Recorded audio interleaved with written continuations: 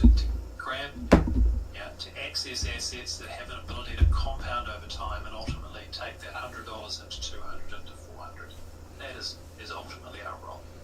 A laudable goal, but I mean, and it's an important one, right? Because for people to prepare for retirement, which most savers are doing, and also for people in retirement wanting to think about and secure their future, having reduced perhaps their working, making sure that you're actually generating returns on your assets appropriate with your risk profile, risk capacity, and time horizon, and all of that is very important.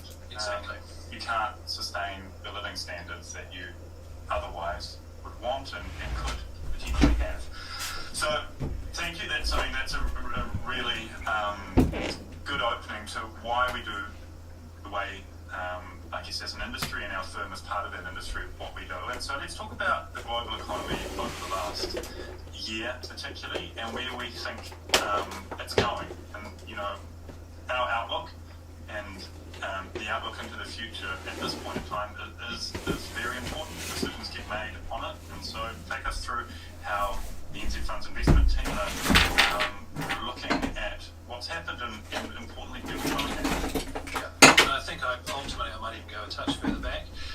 Yeah, the last 3 years, 4 years has really been all about COVID, and I think that's the right way to frame it. In terms of the global economy had this massive sudden stop in terms of COVID, and that was in 2020, and as we went through 20 and 21, the response from governments and central banks was correctly this massive amount of stimulus to make sure the global economy, the stop was only temporary.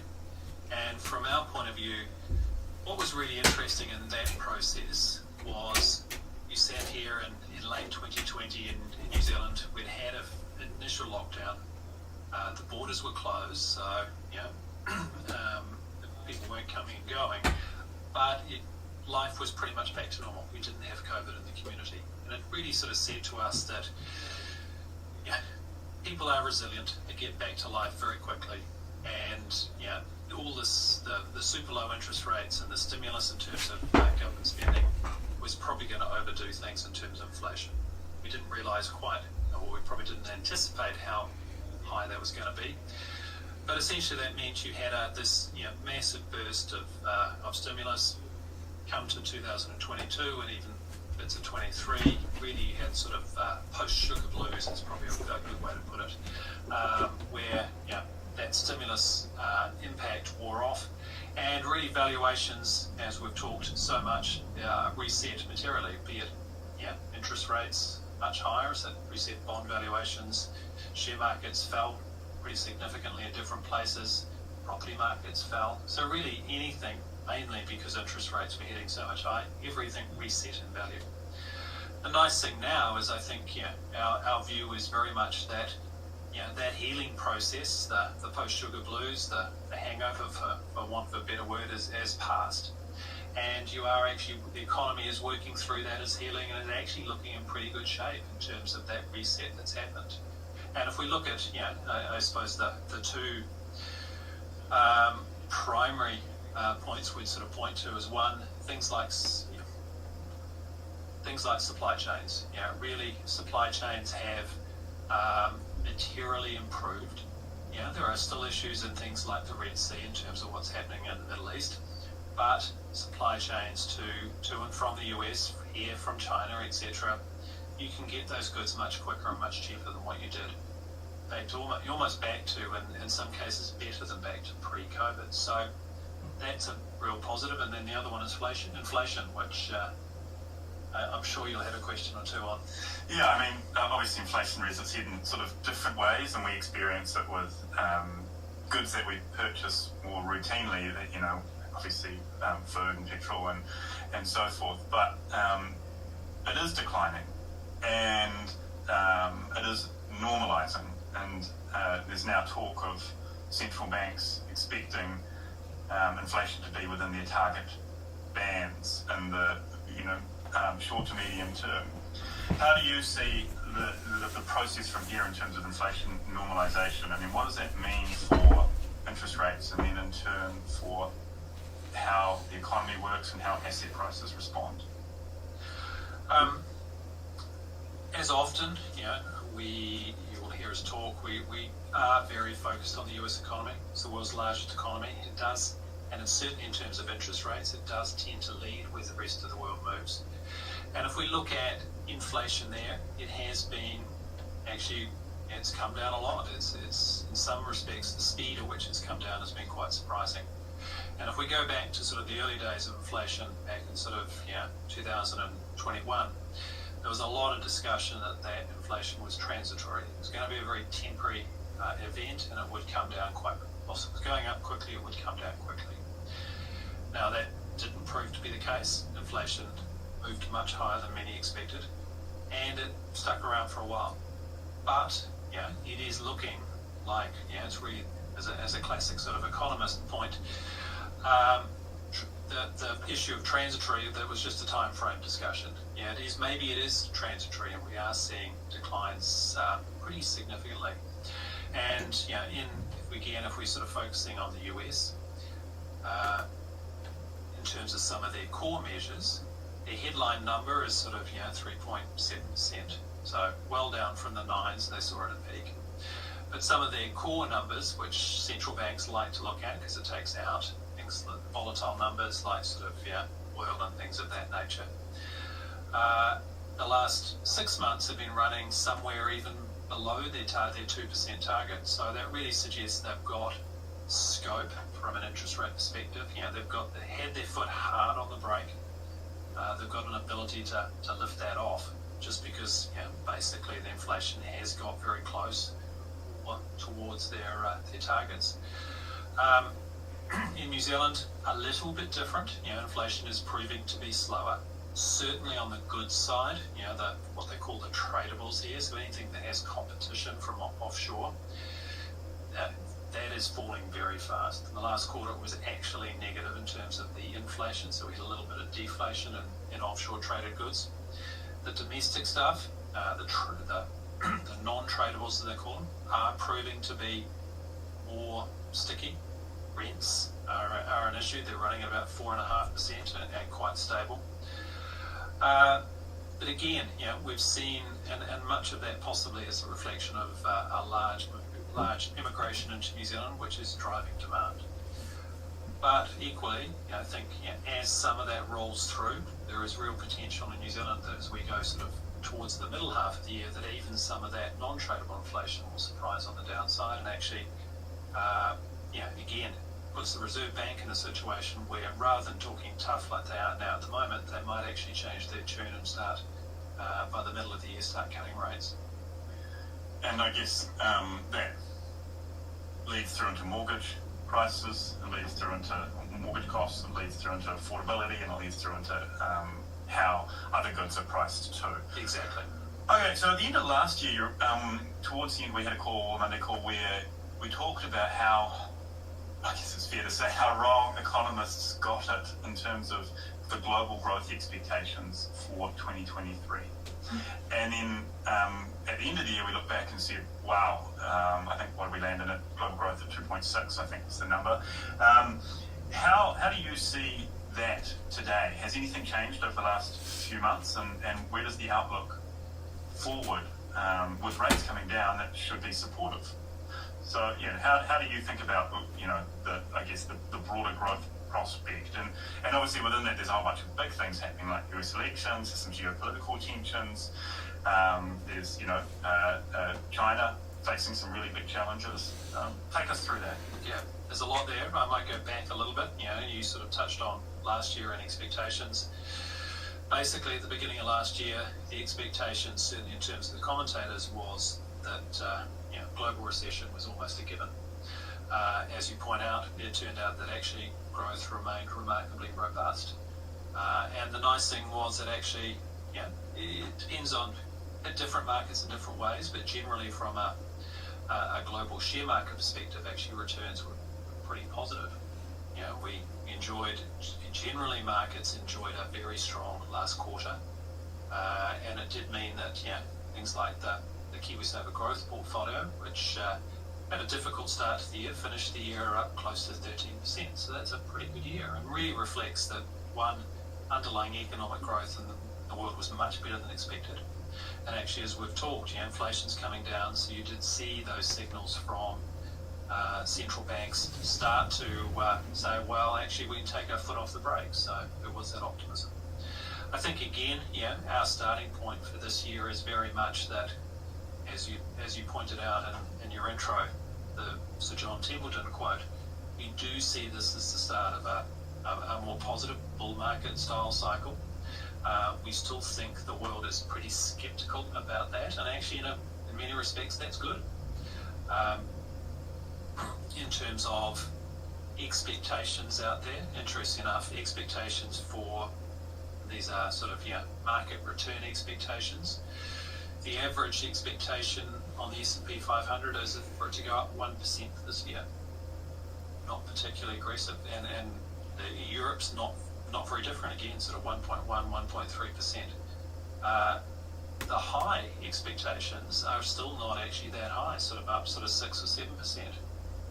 And there's a bit of a tail on the other side. The most bearish commentators are expecting moves sort of minus 15, minus 16. So in that sense, there is still that skepticism out there. If we look at things like expectation of recession, broadly expectation is about 50% in the US, so they're still pretty high. Against that, we think there are some really interesting reasons to be much more positive, or to say that that expectation of recession or very average outcomes is in price now, and we think there's actually a potential that things might surprise on the positive side. Okay, and so obviously those expectations there of share market growth or share market returns, so in real terms, they're even more negative, right? Because you've got to back out your inflation component. So that's not a particularly, if you believe that, not a particularly compelling investment case as it stands today. But there's a whole bunch of other things supporting it. So take us through what are the factors that are driving you to this perspective that is different from what I guess some of the naysayers or people thinking having an alternative view. What is it that you sort of believe support that position? Well, I think the first two are clearly, as we talked about. One, inflation is coming down. That is a positive. And certainly the wheels of global trade have freed up. So from that point of view, a lot of the restrictions out there that were, interest rates were weighing, or the concern of much higher interest rates were weighing on activity and expectations. And the reality of global activity and supply chain pressures have dissipated. There are still issues in the Red Sea, etc., but broadly, out of the dominant production being China, that's gone. So we see that as being positive. Two, we talked about that sort of valuation reset. Valuations have reset, and again from a Lane New Zealand perspective, come back to the property market. We saw massive increases in property prices in 2020 and 21, came back in late 21, 22, and in some cases quite materially. And valuations have reset at levels which maybe aren't super cheap, but certainly seem much more balanced and appropriate. And we see that in the share market.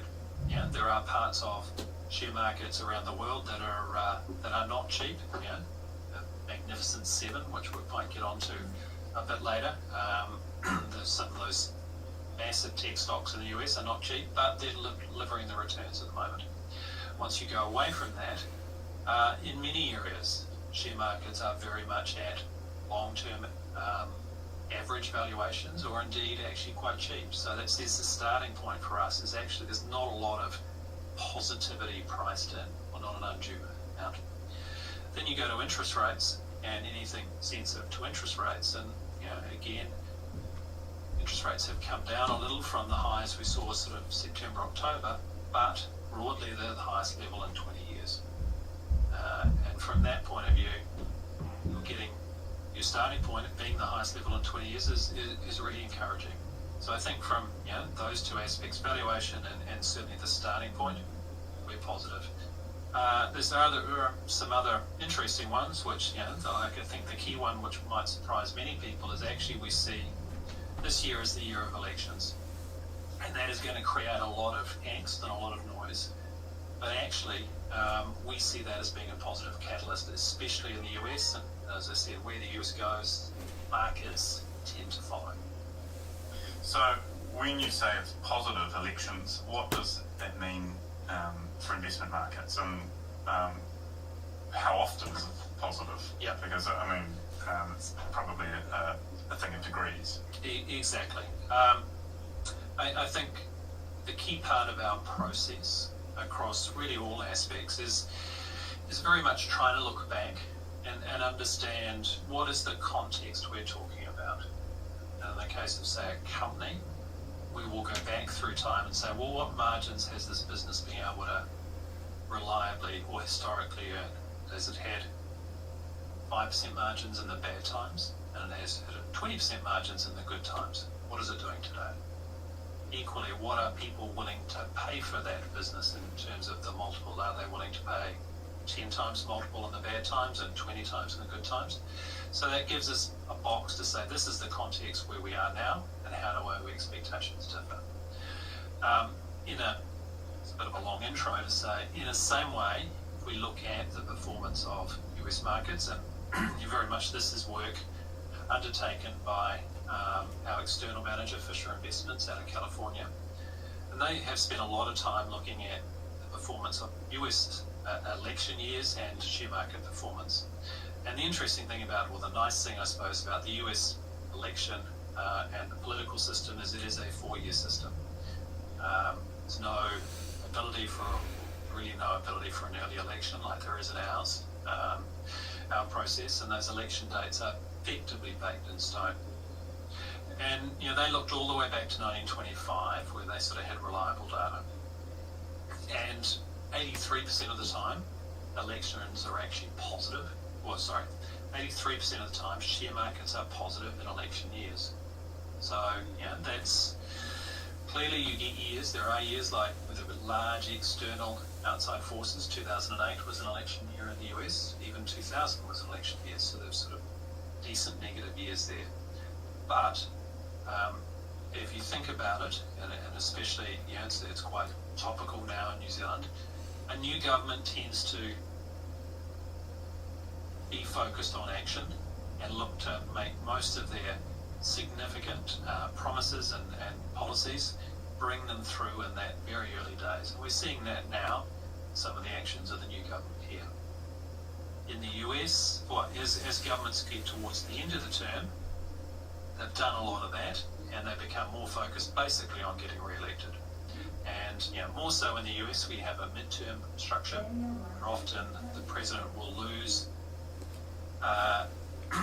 control of the House, so really has much less ability to bring in new legislation. So, broadly, you can summarise that by saying that markets kind of like inactivity on part of governments, and often they're quite, as the research has shown, 83% of the time they are actually positive in those years, despite there being a bit of noise.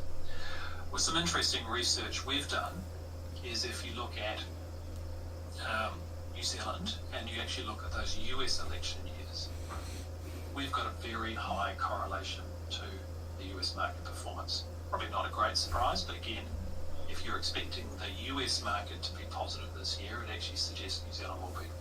Going back to 1972, every time the US market has been positive in an election year, we have been as well, except for one year, which was 1998. That year the US was up about 16%.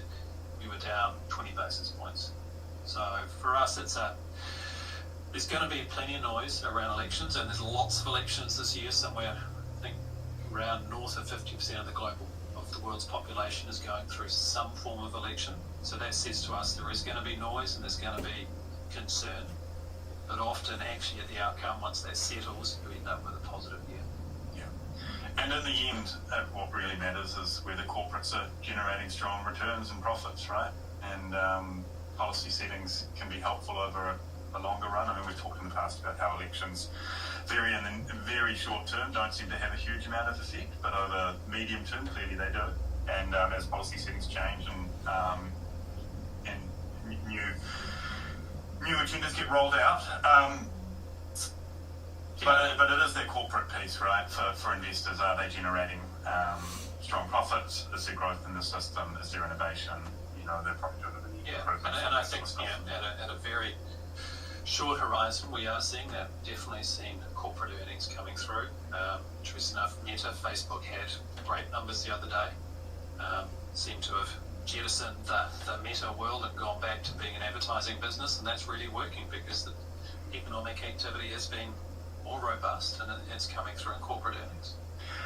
There are a couple of we'll talk about Magnificent Seven, which includes Meta, but shortly, but there are a couple of really strong data points out of the US, which I believe are providing us with confidence and others too. Non-residential construction is up meaningfully, and employment numbers are extremely strong. Take us through why they are so important. Look, I think basically it just says there's breadth of activity in the economy. Certainly, one of the driving forces, both in the US and here, has been government activity, and government activity has been strong and continues to be so. In terms of non-residential construction in the US, that's been growing at around about 20% per annum. They, like us, have an infrastructure deficit that they're looking to work through, and that's creating activity. It's creating that sort of baseline growth, and to a degree, you are seeing it coming through in job growth. They had actually kind of a blowout number on Friday. The expectation for sort of monthly job growth was about 185,000 people, and it came in at 350,000 people.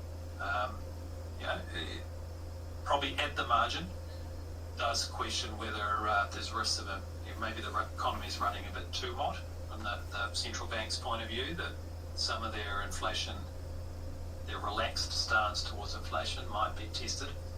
But it says again, you've got an economy that is, after 500 basis points of interest rate rises, you're not seeing a weakening in the labour market there. So, certainly from a share market perspective, that is quite positive at this point in time. That says there's probably a degree of growth that's coming down the pipe, which people are not expecting. Cool. So let's talk numbers for a second. Share markets. You mentioned earlier that at the end of the 2023 year was positive for share markets, and that translated into returns for growth investors, including within the NZ Funds KiwiSaver scheme. How has more broadly the share market performed, and tell us about the valuation, how you think about valuation in the US and why it's normalised, and what that means for investors and the returns here they can expect. Yeah, and I think first point there, and it's definitely something people need to be cognizant of, is actually returns last year, whilst positive, were really there was a large range. At one hand you had the New Zealand share market that basically was up 2%. On the other hand, you had the S&P 500 that was up sort of 20+%. Then you had some of the tech names that were up 50 or more.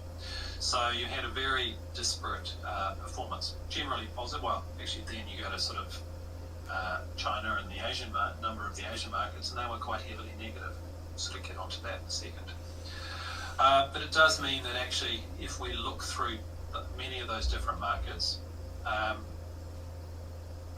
you've probably got to start with Magnificent Seven. That drove a lot of the US return last year.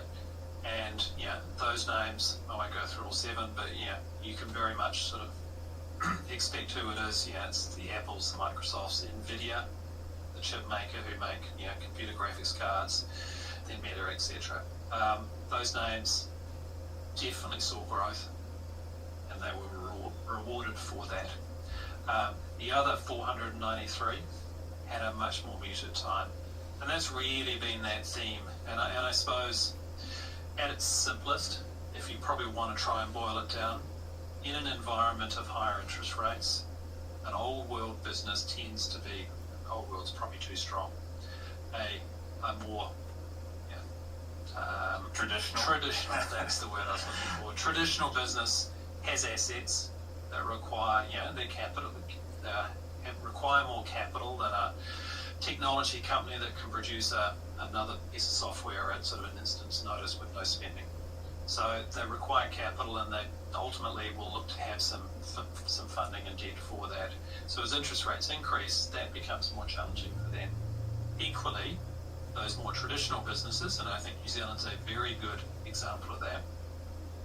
If you go to a Spark or a Contact Energy or something like that in New Zealand, big household names, very much their top line growth is actually quite dependent on what the economy is doing. What is revenue? Their revenue growth follows GDP growth.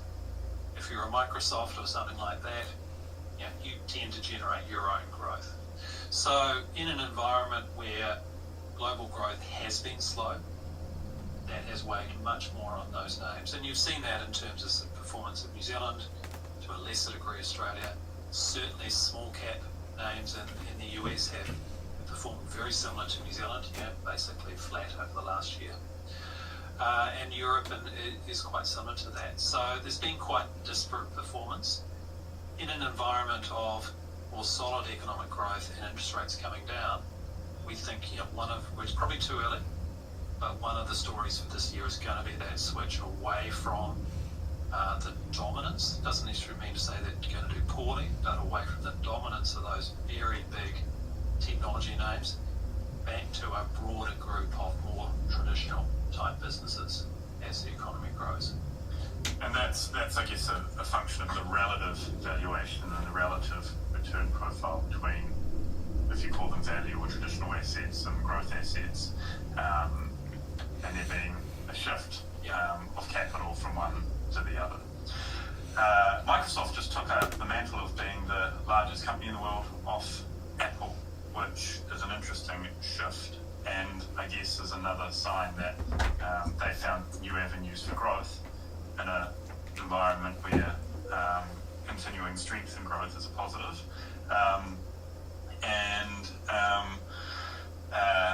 Which I think, is a sign that people are willing to pay for that strength of a business model, and in Microsoft's case, that incredible breadth of the innovation that it has and so forth. And Apple does too, of course, but just obviously the market views it slightly differently. Other markets, so developing markets like Japan, which is a developed market, but Japan's had a very interesting year, and other developing markets and emerging markets have had a more challenging year. Talk through where that's coming from and what's driving Japan's, I guess, resurgence. Yeah, I think it's interesting how, again, disparate the views are. Japan is very much the market du jour today. It has been a market which went back for so many years. Basically, again, because you had an economy which it did have deflation for many years, and GDP growth was anemic at best. However, really over the last 10 years, and this has been a 10-year process, and it's probably another 10 years to go, the Japanese have made a very concerted effort to increase the focus, or ensure that the shift of corporate Japan and listed companies shifted from internally for the benefit of the business or the employees towards making sure the business was working for stakeholders, the owners. So they've made a number of changes over many years in terms of around their cross shareholdings, around their board, having independent members on the board, or majority independent members on the board, and various other aspects like that, all which are slow moving, but have definitely moved the management of those businesses more closer towards what we'd call sort of a Western style optimization, profit optimization focus.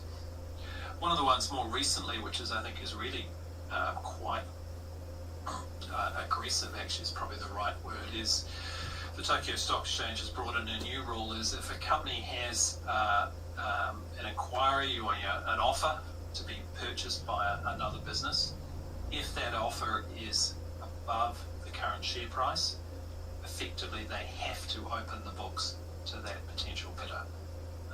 In New Zealand, for example, generally would go to the board and they would sort of make a view as to yes, no, we think this is worthy, we should open up, or no, we don't think it's worthy. In Japan, the board effectively no longer has that choice. If it's more than the current share price, they need to do that. And that ultimately would expect will actually encourage more and more M&A activity in that area, and that's positive for that market. So, very much, global investors continue to pick up on that theme, and the Japanese shares have done particularly well of late. At the other extreme, the Chinese share market is basically hated by offshore investors. Again, the core of that is probably for strong reasons. That definitely their property companies are going through, for want of a better word, their own GFC type process where housing has a long road to go. And the economy is, by their standards, quite slow. So there are plenty of issues there, and the share market has been down, in the case of the Chinese share market, sort of 3 years in a row. Or slightly more extreme, if you look at Hong Kong, that's now down 4 years in a row. And, for us, valuation alone is not sufficient. Just because a valuation market is expensive doesn't mean it can't go up further, and the other way around. But what is interesting, again, sort of using those historic analogies and looking back through time, in the case of Hong Kong, it's very rare for a major share market. In fact, even some minor share markets, it's very rare for markets to have more than 4 years down. In fact, even 4 years down is very rare. You can go to markets that have had basically wars or major economic implosions within a longer than that. But it's actually, it's really hard to find a market that's been down 5 years in a row. So in that sense, very much markets are about, well, the question we try to ask is, what is in the price? And go back a couple of years, late 2022, and to be frank, we kind of didn't see this properly in terms of how negative the market had got on US shares, but clearly, that was in the price because, despite the economy still being pretty weak, shares went up because they'd already priced in all that weakness. If we look at something like China or Hong Kong, it does say to us that actually, potentially all of that negativity is now in the price, and actually it might be quite well. Valuations are super low. Market is very negative about it. That might be a good reason for that to have quite a positive return. So if I sort of say anything, probably the outlier this year is actually, at the end of this year, generally people might be surprised how well Chinese share market does, or how well the Hong Kong share market does. At this point, we're not underweight those markets. We're flat to our benchmark. Still think it's probably a little bit early to be in there in size, but it's something we're watching pretty closely. With Japan, it's fascinating how corporate governance changes can lead to so much more confidence, and that translates to obviously more capital flowing in and buoying asset prices. And I mean, if you think about it, if you're a Norwegian pension fund or something and you're wanting to invest in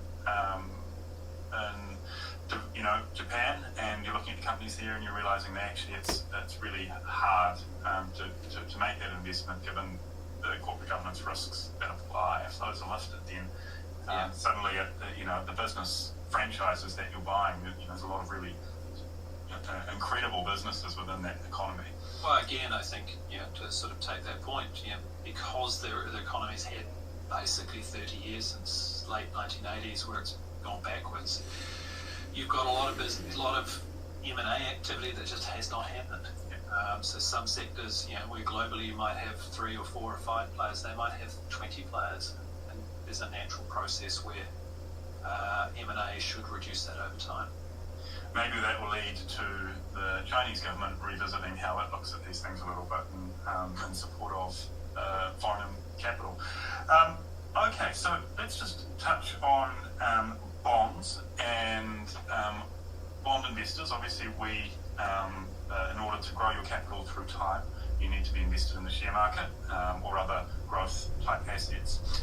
But depending on your age and stage and other factors, income producing assets like bonds and obviously term deposits and cash play an important role in diversifying your portfolio and generating a steady income. So bond investors have had a difficult couple of years as interest rates went up, and that's obviously hit the capital value of bonds, and it's probably fair to say bond investors generally aren't used to negative returns in bond portfolios, which they tend to be less volatile than shares. Now though, with rates higher and the outlook for them to decline up through time, it's a more positive environment for bond investors. How do you think about that? I think you've kind of summed it up. Ultimately, in terms of as you go through the economic cycle, the point where you really want to own bonds is where interest rates are high and that interest rate rising cycle has come to an end. If we go back a year, generally interest rates were relatively high, but we still had a period where they were moving higher, and that the way that works is that creates a capital loss. So you have your 1 year of income from your coupon, say 4%, and if you have a 5% capital loss because interest rates have moved higher, you're back to -1. Think about it this year though, if you're starting at 4 or 5% and the expectation is a capital gain, it's going to be 4 or 5% plus a positive number. So generally in these environments, in the case of sort of New Zealand's last two major interest rate declines, 2007 and 2014, in both cases in that sort of over a 2-year period, in those examples, bonds delivered somewhere closer to sort of 20%, 15-20%, more sort of equity-like numbers. And really that's a reflection because you have that original yield and essentially you've locked in 5% and then the competing best available option is 3.5%. So you have an asset that's worth more at that point. And I think that sort of also highlights, we don't necessarily know that's going to be the case this time, but interest rates have gone up very fast. If you look back through time, it's actually surprising how quickly interest rates have come down in terms of the OCR and things like that. So, history doesn't necessarily repeat, but it does often rhyme. So there is a potential actually that whilst, again, the Reserve Bank is saying interest rates won't come down for a long time, that actually it happens much faster than people think. And especially if you're in cash at that point, waiting for better investment periods, that cash is going to start paying you less. One, and again, it's a little bit of a odd comment, but one comment that I did hear over the summer break is that people sort of, when markets are uncertain, people go to cash until markets settle down. The reality is that instead of markets settling down, they actually often settle up. So that is the challenge there, is that once people are willing to move out of cash, markets generally, be it bonds or shares, are often higher than they were when they started. But generally, our outlook for most asset classes is pretty positive. And with a strong economy supporting businesses too, default risk and some of the other risks that bond investors tend to face are lower. And I suspect that's being seen in how the credit spreads are set up at the moment. But as rates come down though too, we've got, if you're an investor and looking for income assets, you're going to have to get used to having lower returns. On the other hand, once if you sell your bond or it matures, then you're going to be reinvesting at whatever it is, 3.5% now, not 6%. So there's a capital gain there on the one hand, but then you're facing another challenge, which is, I guess, why fund managers like NZ Funds exists, finding good opportunities for bond investors and active management that supports that.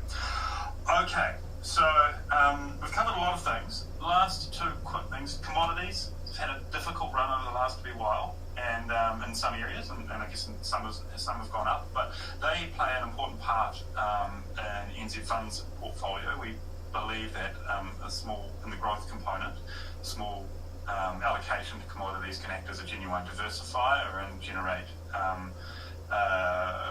additional returns through time. How are you, what commodity holdings are we currently including in our growth portfolio? And then I might lump, unfairly, but I'll lump within it, but as the idea of genuine diversifier, digital assets and Bitcoin. Where are they sitting within our portfolio, and how do you view the outlook through 2024? Yeah. Interesting you lump it together, because that is kind of the way we think of it. We do see sort of crypto assets, and especially Bitcoin, the key ones, Bitcoin and Ethereum, as being sort of commodity-like instruments, and increasingly sort of, certainly in Bitcoin's case, gold-like. Generally, our exposures at this point are focused on that sort of precious metal space, gold and Bitcoin, less so in the industrial metals or things like that. As an interesting side, we don't have any positions at the moment, but again, one thing that has been really interesting with negativity around China being so high is that actually, the Chinese share markets had a very difficult time. But actually some of their key imports, industrial imports and commodity imports being iron ore and copper, have actually remained remarkably robust. Copper, 50% of the world's copper demand comes out of China. So if the Chinese economy was really struggling, it would be odd that copper's price is remaining robust. So that's an area we're doing a bit of work on is for the year ahead. In terms of the precious metal side, again, I suppose that its simplest, our view is that that is something typically which can be quite challenged by higher interest rates. Think of gold and to a degree, even Bitcoin. It has no inherent yield. If you buy gold now, it doesn't generate a dividend, it doesn't pay a coupon. It just sits there. If interest rates are 1%, you don't care. There's no real opportunity cost. If interest rates are 5% or more, there's a real opportunity cost to doing that. So there is pressure on that. And that would have said to us, actually, if we look back through time, generally there's quite a tight relationship between the gold price and interest rates, or to be more specific, real interest rates, so interest rates after subtracting inflation. It's quite a close relationship or inverse relationship there. Interestingly, that broke down quite significantly in early 2022, really as the war in Ukraine started. And what happened there is, if you remember, central bank reserves generally held in different currencies and some gold. The Western nations, or particularly the US, froze a lot of Russian reserves that were in their accounts.